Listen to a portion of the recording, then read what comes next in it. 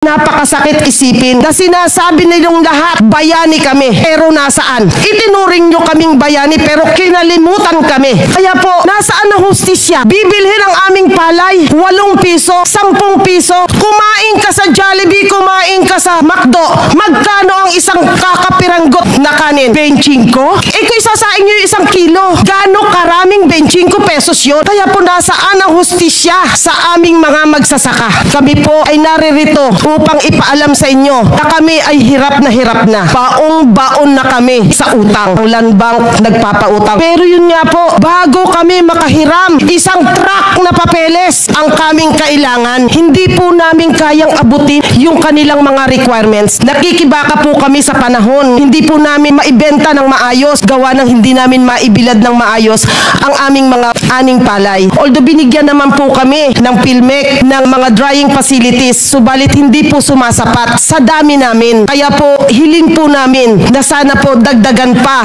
ng PhilMec ang pagbibigay sa Occidental Mindoro ng mga mechanical dryer at ng mga makabagong mga makinarya. Umaasa po sana kami, naaasenso kami dahil sa pag-aakala namin kami ay aangat dahil sa mga makabago at magagandang teknolohiya.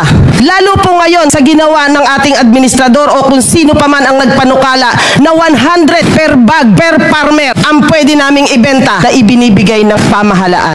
Subalit, nagkamali po kami. Saan kami kukuha ng ibabayad namin sa aming mga utang? Saan po kami tatakbo? Wala po kaming ibang tatakbuhan sapagkat kapos na kapos ang pagmamahal ng gobyerno sa aming mga magsasaka. Sana po, kami po sana ang masunod kung ano ang binhi na naaangkop sa aming lupa. At kung bibigyan man po sana kami ng abono, yun po sanang naaangkop sa aming mga lupain. Sa kaming karanasan, mas alam namin kung ano ang nararapat para sa amin. At sana po, hinihiling namin na kung magbibigay man po kayo sa amin ng fertilizer o ng binhi, sana po advance. Hindi po yung nakatanim na kami bago pa kayo nagbigay. Hindi po sasapat sa amin 1 kabang abono sa 1 hektarya.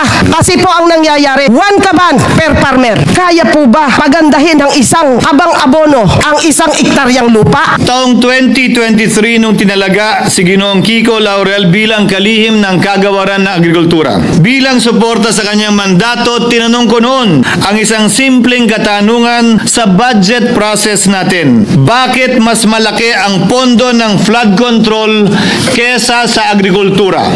Why is it that the budget for flood control is bigger than the budget of the Department of Agriculture or the agriculture sector as a whole? The 5th biggest allocation, not even a department, is flood control, allocating a measly 31 billion for irrigation, for rice. Pagkatapos mo noon, tinulungan ko siyang bawasan ng flood control budget at idagdag sa 2024 budget ng Department of Agriculture. Aniya, tumawag daw sa kanya si Congressman Zaldico dahil pinapatanong daw ni Speaker Romualdez, bakit binawasan ang pondo ng flood control? Ngunit wala nang nagawa si Congressman ko dahil sinabi niyang pasayan ng Pangulo. In terms of combating and fighting corruption, was it the Duterte administration in its first 3 years or the Marcos administration in its first 3 years? Well, I think Jonathan will have a better say on that. But I mean, okay, I'll talk about, the rice situation na lang. So, during the time of the Duterte administration, we also had rice problems in 2018. But,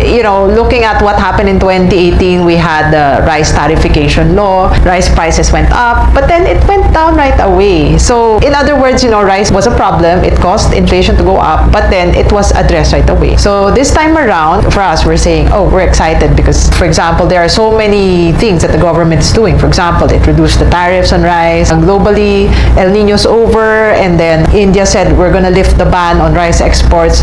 So we're seeing global rice prices go down.